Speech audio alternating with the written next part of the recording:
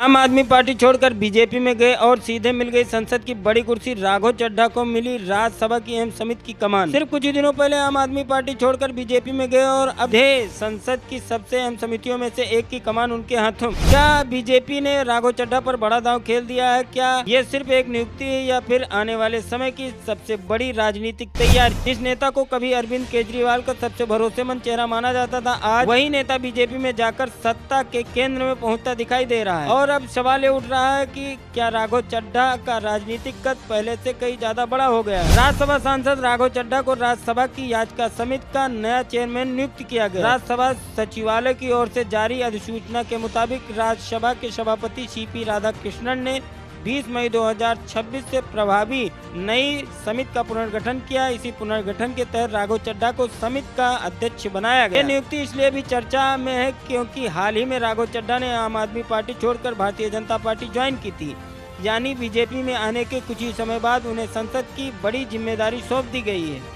राजनीतिक जानकार इसे सिर्फ सामान्य नियुक्ति नहीं बल्कि बीजेपी नेतृत्व के भरोसे का बड़ा संकेत मान रहे हैं। अब बहुत से लोग के मन में सवाल होगा कि आखिरकार ये याचिका समिति क्या होती है। दरअसल राज्यसभा की याचिका समिति संसद की बेहद महत्वपूर्ण समिति में गिनी जाती है। इस समिति का काम होता है देश के आम नागरिकों द्वारा संसद को भेजी गई शिकायतों, सुझावों और याचिकाओं पर विचार करना। अगर जनता को किसी कानून, नीति या सरकारी फैसले से परेशानी है तो अपनी याचिका संसद तक पहुंचा सकती है। ये समिति उन मामलों की जांच करती है और सरकार को सुझाव देती है कि किन मुद्दों पर बदलाव या कार्रवाई की जरूरत है। यानी सीधा मतलब ये है कि समिति जनता और संसद के बीच एक महत्वपूर्ण पुल का काम करती है।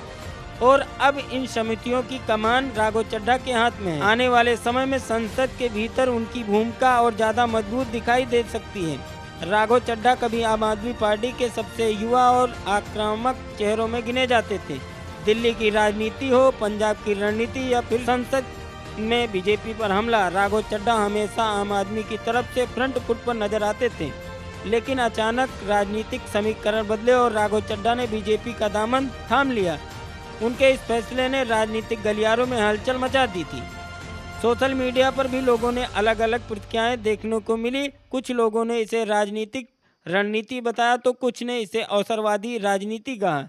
लेकिन बीजेपी में शामिल होने के बाद जिस तेजी से उन्हें अहम जिम्मेदारी मिली, उसने ये साफ कर दिखाया कि पार्टी उन्हें सिर्फ एक सामान्य नेता की तरह नहीं देख रही। बीजेपी शायद संसदीय के भीतर एक तेज तर्रार पढ़े लिखे चेहरे को आगे बढ़ाना चाहती है। और यही वजह है कि अब राघव चड्ढा का नाम बीजेपी के नए संसद चेहरों में से तेजी से उभरता दिखाई दे रहा है। आपकी क्या राय है? क्या राघव चड्ढा को बीजेपी जाना उनके राजनीतिक करियर के लिए सही फैसला साबित होगा? आपकी क्या राय है? कमेंट बॉक्स में जरूर